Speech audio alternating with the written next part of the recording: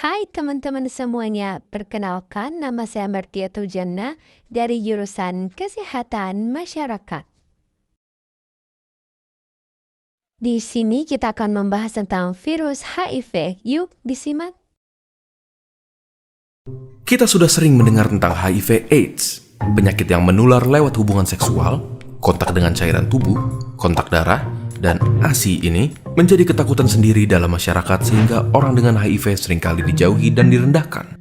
Terdapat stigma tertentu di mana seseorang yang terdiagnosis HIV sama saja dengan divonis mati. Tetapi, apakah benar demikian?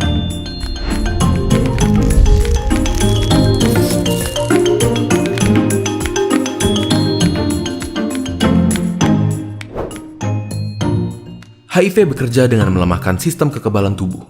Virus ini bekerja perlahan dan sulit untuk mendeteksi gejala awalnya, dan hanya dapat diketahui dengan tes laboratorium pada tahap awalnya. Semula, gejala yang hanya berupa demam, keringat malam, sariawan, dan dapat dibilang seperti gejala flu, merupakan fase pertama dari infeksi HIV. Pada fase kedua, virus berkembang biak secara perlahan tanpa memberikan gejala sama sekali. Rata-rata infeksi HIV berkembang menjadi AIDS, Acquired Immunodeficiency Syndrome, yaitu fase ketiga di mana kekebalan tubuh sangatlah lemah sehingga kuman yang ada di sekitar kita dapat dengan mudah masuk ke tubuh tanpa perlawanan yang berarti. AIDS rata-rata terjadi setelah 10 tahun terinfeksi HIV. Lalu, apa yang bisa kita lakukan untuk mengatasinya? Obat antiretroviral sebagai pengobatan HIV tidak menyembuhkan penderita, namun mencegah pertumbuhan virus dalam tubuh. Dengan terkontrolnya jumlah virus, maka sistem kekebalan tubuh akan terlindungi dan menghindari perkembangan HIV menjadi AIDS. Sejak adanya obat ini, harapan hidup penderita HIV dapat menjadi sama dengan orang normal jika mereka terdiagnosis tepat waktu, serta mengikuti pengobatan dan kontrol yang teratur. Salah satu contoh pasien HIV yang terkenal adalah Magic Johnson, pemain basket asal Amerika Serikat. Dia mengaku terjangkit HIV pada tahun 1991. 27 tahun berlalu sampai sekarang, ia masih giat menjadi aktivis HIV dan apakah kalian tahu? Dia tidak mempunyai keluhan medis. Mengapa bisa? Dia mengkonsumsi obatnya secara teratur. Sebagai tambahan, pasangan yang positif HIV tidak langsung ditakdirkan untuk mempunyai anak dengan HIV juga.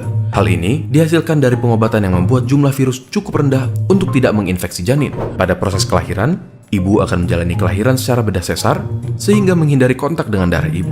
Setelah itu, bayi yang baru lahir akan diberikan antiretroviral therapy untuk mencegah kemungkinan virus yang masuk saat kelahiran. Hasilnya, dalam situasi seperti ini, kesempatan bayi untuk tertular HIV dari orang tuanya diperkirakan kurang dari 1 dari 100. Memang kesetiaan berobat adalah kunci untuk menghindari perkembangan infeksi HIV menjadi AIDS. Tetapi, stigma sosial yang ada menghalangi keberanian penderita untuk datang berobat rutin.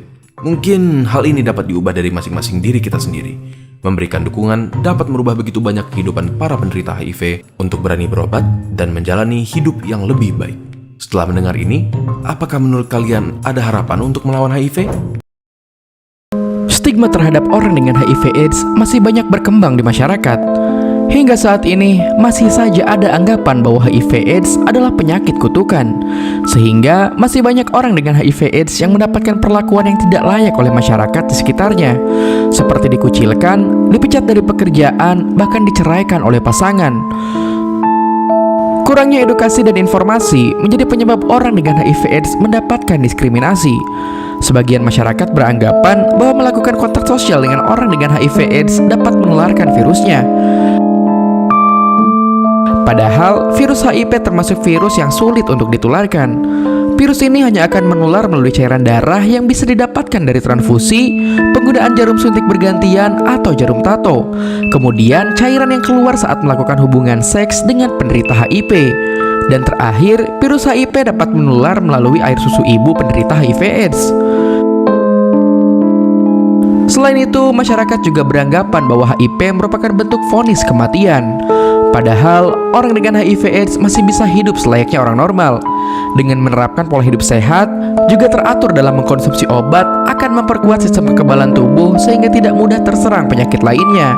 Dalam upaya mengakhiri epidemi HIV/AIDS di Indonesia, pemerintah menetapkan program 3-0 yang ditargetkan terlaksana pada tahun 2030, yaitu bebas dari infeksi HIV baru, bebas dari diskriminasi dan stigma terhadap pengidap HIV/AIDS, serta bebas kasus kematian akibat AIDS. Sebagai warga negara yang baik, tentunya sudah menjadi kewajiban kita untuk ikut berperan agar target itu dapat tercapai. Hal itu dapat dimulai dari diri kita, dengan menghindari perilaku seks bebas dan tidak menggunakan jarum bergantian. Ingat, bukan virus HIV yang menyebabkan kematian terhadap orang dengan HIV/AIDS, namun perlakuan dan cacian yang dapat membunuh semangat mereka untuk terus berjuang melawan penyakitnya. Jadi, jabat tangan mereka, berikan pelukan hangat karena mereka layak menyambung hidup dan berdaya dengan dukungan kita. Nah, itulah tadi video tentang virus HIV. Semoga teman-teman bisa memahaminya. Sampai jumpa di video selanjutnya.